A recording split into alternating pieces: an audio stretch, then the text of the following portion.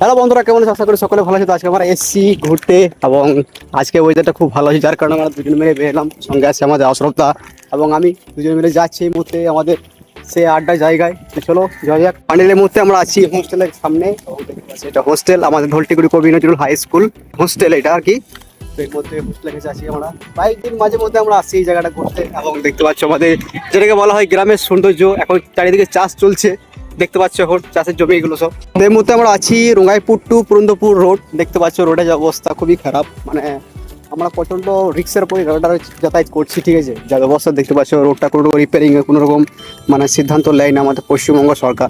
এবং যে গন্ডাতম আইন একটা পাস করেছে সরকার, এগেন্স্ট যেই কথা বলবে তাকে মানে ঠুকে ভোট দেবে, সেই হলো কথা। প্রত্যেক মানুষ খুব ভয়ে রিক্সে মানে ভিডিও বানাচ্ছে, কিন্তু আমাদের কোনো রিক্স নেই, চাপ নেই। চ্যানেল উঠবে আবার চ্যানেল খুলে দেবো, ঠিক আছে, কিন্তু সরকারের ওপর কথা বলবোই। তো সামনে রোডটা দেখতে পাচ্ছ খুব সুন্দর করে ঢালাই করেছে এই মুহূর্তে। তো এই রাস্তাটা যাচ্ছে আমাদের হোসেনপুর, অবিরামপুর, চাঁদপুর।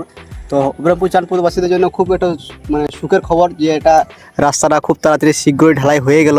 তার জন্য এবারে মানুষের যাতায়াতের জন্য খুব সুবিধা হবে। ফাইনালি গাইস এই মুহূর্তে আবার চলে এসেছি আমরা সেই কলা বাগানে এবং দেখতে পাচ্ছি আমাদের গ্রামের কলা বাগান, সুন্দর সুন্দর কলা ধরছে এখানে। মধ্যে আমাদের আশরফদা খাবে বলছে একটা কলা, ঠিক আছে। এখানে কলা অ্যাভেলেবেল আছে, আপনারা চাইলে আসতে পারেন, এসে খেতে পারেন এখানে ফ্রি অফ কস্ট। মধ্যে আমরা এসছি এদিকে ঘুরতে, কারণ এখানে প্রচণ্ড ধুলো রাস্তায়, যার কারণে থাকতে পারলাম না।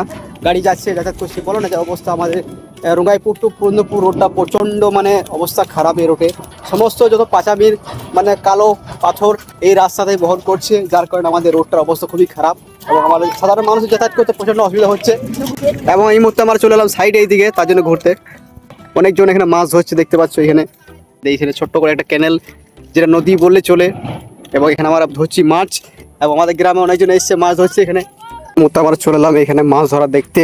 তো খুব সুন্দর লাগছে জায়গাটা এবং এখানে মাছ ধরছে অনেক বন্ধুরা আমাদের ধলটিগুড়ি গ্রামের।